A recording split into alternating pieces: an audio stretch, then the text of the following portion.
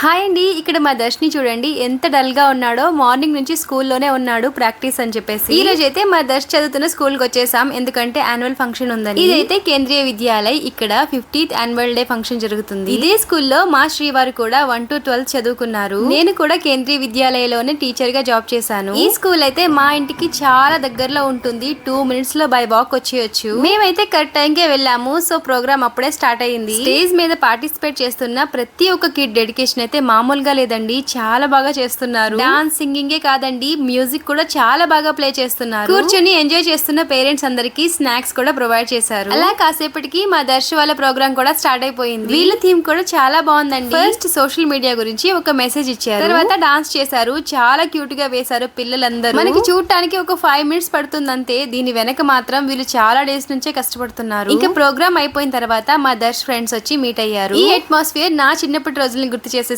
మీకు కూడా అంతేనా? Bye bye.